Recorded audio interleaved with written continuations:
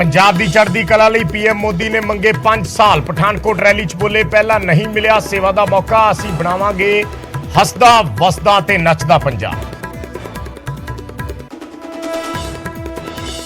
Dharamkot rally Sukhbir Badal ने कांग्रेस ते साधिया निशाना, कहा गुंडागर्दी के कारण खत्म हो रही है कांग्रेस, धक्केशाही का बदला लै रहे ने लोग, सरकार आउण ते असीं भी लवांगे फर्जी पर्चियां का हिसाब। केजरीवाल का कांग्रेस ते पलटवार, कहा चन्नी मैनू काला कहंदे ते राहुल अतवादी, लोग करनगे फैसला। कल राहुल ने केजरीवाल ते चक्के सी सवाल। मुख्यमंत्री चरणजीत सिंह चन्नी ने चोण प्रचार च झोंकी पूरी ताकत। फिरोजपुर तो बाद फरीदकोट च सीएम की चोण रैली, कहा शानदार जित नाल वापसी करेगी कांग्रेस। कांग्रेस के बड़े प्रधानमंत्री मोदी, कहा जिथे आउंदी भाजपा उत्थे रिमोट कंट्रोल वालियां सरकारां दी हुंदी है छुट्टी, वंशवाद दा हो जांदा है सफाया। विक्रम सिंह मजीठिया का सिद्धू ते वड्डा हमला। न्यूज़ 18 पंजाब ते बोले, चोण नतीजियां च तीजे नंबर ते रहणगे नवजोत सिद्धू, आप नूं दिता दूजा नंबर। चमकौर साहब रोड शो दौरान हत्थ च मिट्टी लैके बोले राघव चड्डा, क्या पवित्र मिट्टी दी सौं रेता चोरां नूं करांगे अंदर। विक्रम सिंह मजीठिया का सिद्धू ते वड्डा हमला। न्यूज़ 18 पंजाब ते बोले, चोण नतीजियां च तीजे नंबर ते रहणगे सिद्धू। सत्ता वापसी कांग्रेस ने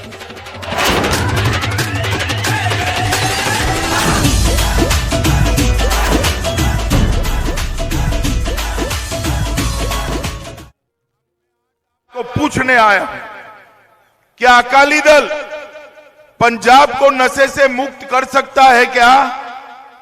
जरा जोर से बोलिए, नशे से मुक्त कर सकता है क्या? कांग्रेस पार्टी कर पाई है क्या? और एक केजरीवाल तो स्वयं दिल्ली में पूरे दिल्ली को शराब के नशे में डुबो कर आए, शराब के नशे को डुबो कर आए हैं, वो भी नहीं कर सकते। पंजाब की माताओं को मैं वादा करने आया हूं, एक 5 साल नरेंद्र मोदी जी को दे दीजिए, आपके परिवार के सभी युवाओं को नशा छूने नहीं देंगे, छूने नहीं देंगे, पंजाब को नशा मुक्त करेंगे। मित्रों, आज इसीलिए भारतीय जनता पार्टी शांति से भाईचारा, माफिया मुक्त पंजाब, नशा मुक्त पंजाब, हर हाथ को रोजगार, खुशहाल किसान, निरोगी पंजाब, मियारी शिक्षा, सबका अधिकार, औद्योगिक इंकबाल, विकसित पंजाब, सशक्त नारी और सबका साथ, सबका विकास, ये 11 मुद्दे लेकर आज हम चुनाव में गए। मोदी जी ने देश भर के गरीबों को हर घर में गैस का सिलेंडर देने का काम किया है, हर घर में टॉयलेट शौचालय देने का काम किया है, हर घर में बिजली पहुंचाने का काम किया है। और मित्रों, हर एक 130 करोड़ हिंदुस्तानियों को मुफ्त वैक्सीनेशन, टीका लगाने का काम भी नरेंद्र मोदी जी ने किया है। मित्रों, मोदी जी गरीब कल्याण के लिए ढेर सारी बातें करते रहे हैं। मित्रों, भारतीय जनता पार्टी की सरकार केंद्र में बनी, मोदी जी ने दशम पिता की 350वीं जयंती धूमधाम से मनाने का निर्णय किया और 350 करोड़ के बजट से दुनिया भर में दशम पिता के संदेश को, गुरु गोविंद सिंह जी के संदेश को पहुंचाने का काम किया। एक करतारपुर साहिब कॉरिडोर सिर्फ कुछ महीनों में करतारपुर साहिब कॉरिडोर को 120 करोड़ की लागत से बनाने का काम हमारे देश के प्रधानमंत्री नरेंद्र मोदी ने किया है।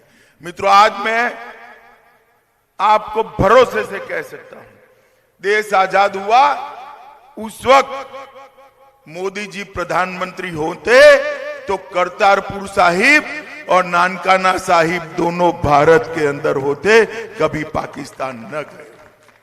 इसके साथ साथ सिख दंगों को याद कर आज भी जब भी मैं सिख दंगों के विक्टिम्स को मिलता हूं, तब राजीव गांधी का एक स्टेटमेंट मुझे याद आता है कि पेड़ गिरता है तब धरती हिलती है।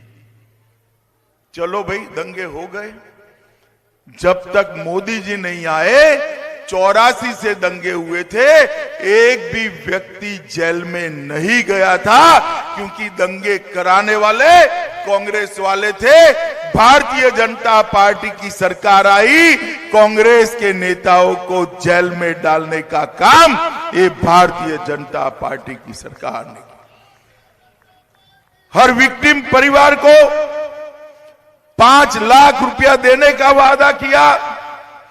26 दिसंबर को दोनों वीर बलिदानी साहबजादों की याद में पूरी दुनिया में सबसे कम उम्र में शहादत देने वाले दशम पिता के दोनों साहबजादों की मान में 26 दिसंबर को वीर बाल दिवस के रूप में मनाने की घोषणा नरेंद्र मोदी जी ने की।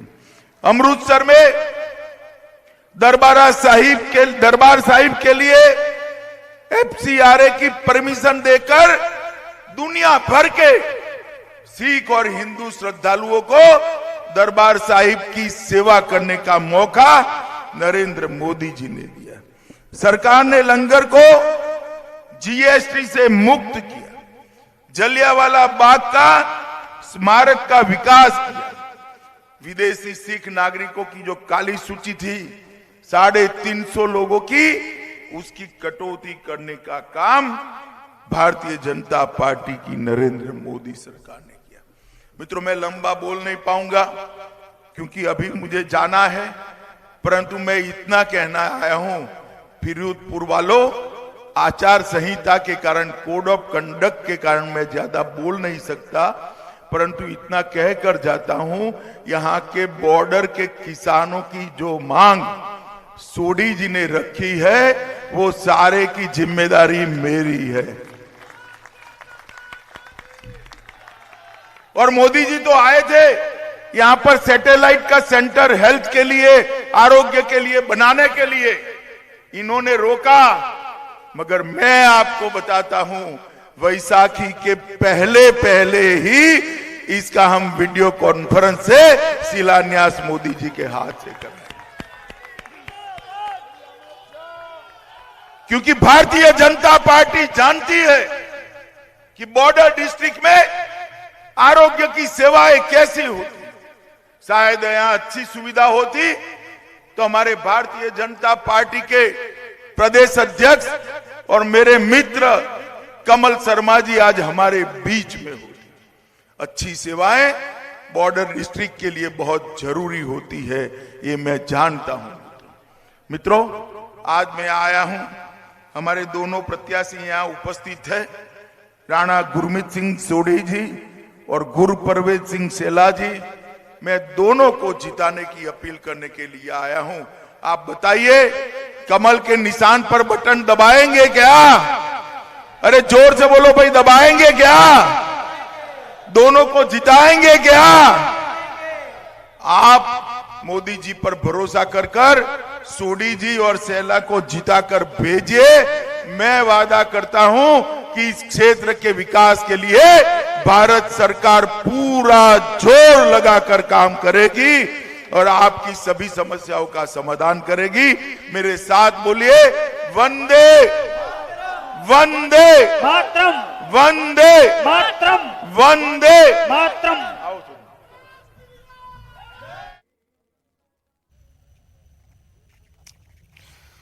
ਤਾਂ ਅਮਿਤ ਸ਼ਾਹ ਫਿਰੋਜ਼ਪੁਰ ਦੇ ਵਿੱਚ ਇੱਕ ਵੱਡੀ ਰੈਲੀ ਨੂੰ ਸੰਬੋਧਨ ਕਰ ਰਹੇ ਸੀ। ਦੇਸ਼ ਦੇ ਗ੍ਰਹਿ ਮੰਤਰੀ ਉਹਨਾਂ ਵੱਲੋਂ ਫਿਰੋਜ਼ਪੁਰ ਤੋਂ ਉਮੀਦਵਾਰ ਰਾਣਾ ਗੁਰਮੀਤ ਸਿੰਘ ਸੋਢੀ ਤੇ ਗੁਰੂ ਹਰਸਹਾਏ ਤੋਂ ਉਮੀਦਵਾਰ ਗੁਰਪ੍ਰਵੇਸ਼ ਸਿੰਘ ਸੰਧੂ ਉਹਨਾਂ ਨੂੰ ਜਿਤਾਉਣ ਦੀ ਅਪੀਲ ਕੀਤੀ ਗਈ। ਸਿੱਧੇ ਨਿਸ਼ਾਨੇ ਸਾਧੇ ਸਾਰੀਆਂ ਵਿਰੋਧੀ ਪਾਰਟੀਆਂ ਤੇ ਅਮਿਤ ਸ਼ਾਹ ਨੇ, ਜਿਨ੍ਹਾਂ 'ਚ ਆਮ ਆਦਮੀ ਪਾਰਟੀ, ਅਕਾਲੀ ਦਲ ਤੇ ਕਾਂਗਰਸ ਤਿੰਨੇ ਧਿਰਾਂ ਸ਼ਾਮਲ ਰਹੀਆਂ। ਅਮਿਤ ਸ਼ਾਹ ਨੇ ਕਿਹਾ ਕਿ ਬੀਜੇਪੀ ਦੇ ਹੱਥਾਂ ਦੇ ਵਿੱਚ ਪੰਜਾਬ ਸੁਰੱਖਿਅਤ ਰਹਿ ਸਕਦਾ ਹੈ। ਉਹਨਾਂ ਨੇ ਕਿਹਾ ਕਿ ਕੋਡ ਆਫ ਕੰਡਕਟ ਦੇ ਚੱਲਦੇ ਅਸੀਂ ਕੋਈ ਐਲਾਨ ਨਹੀਂ ਕਰ ਸਕਦੇ, ਪਰ ਜਿਹੜੀਆਂ ਮੰਗਾਂ ਨੇ ਉਹਨਾਂ ਨੂੰ 100% ਪੂਰਾ ਕਰਨ ਦਾ ਅਸੀਂ ਭਰੋਸਾ ਦਿੰਦੇ ਹਾਂ, ਚਾਹੇ ਕਿਸਾਨੀ ਨਾਲ ਜੁੜੀਆਂ ਹੋਣ ਜਾਂ ਹੋਰ ਜਿਹੜੀਆਂ ਸਮਾਜਿਕ ਮੰਗਾਂ ਲੋਕਾਂ ਦੀਆਂ ਹੋਣ, ਉਹਨਾਂ ਨੂੰ ਅਸੀਂ ਪੂਰਾ ਕਰਨ ਦਾ ਪ੍ਰਣ ਕਰਦੇ ਹਾਂ। ਔਰ ਇਹ ਭਰੋਸਾ ਅਮਿਤ ਸ਼ਾਹ ਵੱਲੋਂ ਇਸ ਫਿਰੋਜ਼ਪੁਰ ਰੈਲੀ ਨੂੰ ਸੰਬੋਧਨ ਕਰਦੇ ਹੋਏ ਦਿੱਤਾ ਗਿਆ ਹੈ। ਸੋ ਅਗਲੀ ਖਬਰ ਦਾ ਰੁਖ ਕਰ ਲੈਂਦੇ ਹਾਂ। ਸੁਖਬੀਰ ਬਾਦਲ ਨੇ ਅੱਜ ਧਰਮਕੋਟ ਤੇ ਬਰਨਾਲਾ ਦੇ ਵਿੱਚ ਚੋਣ ਪ੍ਰਚਾਰ ਦੀ ਕਮਾਨ ਸੰਭਾਲੀ। ਧਰਮਕੋਟ 'ਚ ਤੋਤਾ ਸਿੰਘ ਲਈ ਚੋਣ ਜਲਸੇ ਨੂੰ ਸੰਬੋਧਨ ਕੀਤਾ ਤਾਂ ਬਰਨਾਲਾ 'ਚ ਕੁਲਵੰਤ ਸਿੰਘ ਕੀਤੂ ਦੇ ਸਮਰਥਨ ਦੇ ਲਈ ਵੋਟਾਂ ਮੰਗੀਆਂ। ਉਸ ਤੋਂ ਬਾਅਦ ਸੁਖਬੀਰ ਬਾਦਲ ਨੇ ਭਗਵੰਤ ਮਾਨ ਦੇ ਖਿਲਾਫ ਧੂਰੀ 'ਚ ਪਾਰਟੀ ਉਮੀਦਵਾਰ ਪ੍ਰਕਾਸ਼ ਚੰਦ ਗਰਗ ਲਈ ਵੋਟਾਂ ਮੰਗੀਆਂ। ਸੁਖਬੀਰ ਬਾਦਲ ਨੇ ਅਕਾਲੀ ਦਲ ਨੂੰ ਹੀ ਪੰਜਾਬੀਆਂ ਦੀ ਹਿਤੈਸ਼ੀ ਪਾਰਟੀ ਦੱਸਿਆ ਤੇ ਵਿਰੋਧੀਆਂ ਤੇ ਖੂਬ ਨਿਸ਼ਾਨੇ ਲਾਏ।